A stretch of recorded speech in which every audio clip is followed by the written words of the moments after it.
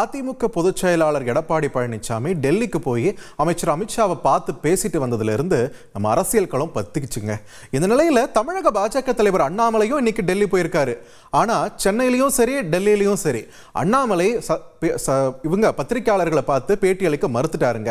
இதனால என்ன இருக்கு பாத்தீங்கன்னா, டெல்லி பயணம் பத்தி அப்புறமா செய்தியாளர்களை பார்த்து நான் விரிவா பேசுறேன்னு ஒரு விளக்கமும் கொடுத்திருக்காரு. ஆனா இந்த அரசியல் தலைவர்களுடைய பேக் டு பேக் பயணங்கள் எழுப்பக்கூடிய கேள்விகள் என்ன அப்படின்ட்டு தற்போது பேச்சும் அடிபட ஆரம்பிச்சிருச்சு. அதாவது மாநில தலைவரா அண்ணாமலையோடைய பதவி நீட்டிக்கப்படாத ஒரு சூழல் இருக்கு. ஸோ நீட்டிக்கப்படுமான ஒரு கேள்வி என எழுது. அதே நேரத்தில் ஒருவேளை அண்ணாமலை தேசிய அரசியல் களத்தில் இறக்கப்படுவாரோ அப்படின்ற ஒரு கேள்வியும் எழுந்திருக்கு. அதே நேரத்தில் அண்ணாமலை பற்றி அதிமுக தரப்புல இருந்து ஏதேனும் நிபந்தனை விதிக்கப்பட்டிருக்குமோ அப்படின்ற ஒரு கேள்வியும் இங்கே வலுவா இருக்குங்க. இதோடு சேர்த்து அண்ணாமலை விசஸ் இபிஎஸ் கடந்த காலத்தில் ரெண்டு பேருமே மாறி மாறி பண்ணிக்கிட்ட விமர்சனங்களை மறுபடியும் சமூக ஊடகங்களில் நிறைய பேர் ஷேர் பண்ணிட்டு இருக்காங்க. ஸோ அதை சார்ந்து ஏதேனும் நடவடிக்கைகள் எடுக்க அப்படின்றத நம்ம பொறுத்திருந்து தான் பார்க்கணும்.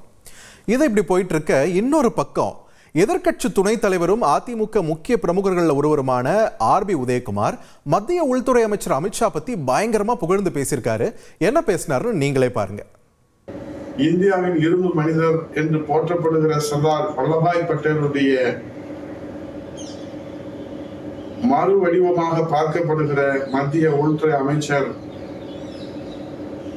மாண்புமிகு அமித்ஷாஜி அவர்களை 2 மணி நேரத்திற்கு மேலாக நம்முடைய தாய் தமிழ்நாட்டின் இரும்பு மனிதர் புரட்சி தமிழர் ஐயா எடப்பாடியார் அவர்கள் சந்தித்து பேசியிருப்பது அவரவர் பார்வையிலே அவரவர் விருப்பத்திற்கு வேண்டுமானால் கருத்து சொல்லலாம்.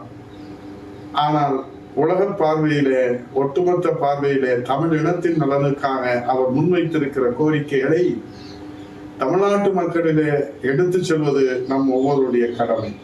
இன்றைக்கு தமிழகத்திற்கு கிடைக்க வேண்டிய அனைத்து உரிமைகளையும் பெற்றுத் தருவதற்காக அந்த சந்திப்பு நிகழ்ந்திருக்கிறது என்பதை இன்றைக்கு உலகத்திலே இருந்து வேண்டுமானால் அதை மறைக்க முயற்சிக்கலாம் தமிழகத்திலே ஆளுகிற அரசு.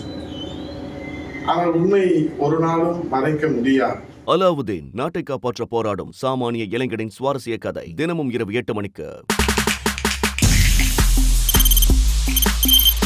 தவிர்க்க முடியாத தம்ப்நெயில்ஸ், கலக்கலான கண்டென்ட்ஸ், சினிமாவும் சீரியஸ் பிரச்சனைகளும், சும்மாவே ராம் சரண் தளபதி விஜய் எப்படா பெரிய கலகலப்பும் கைகலப்பும்.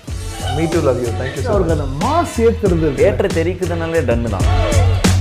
பிரேக்கே இல்லாமல் பிரேக்கிங் நியூஸ் சொல்லும் தந்தி டிவி ஆப்.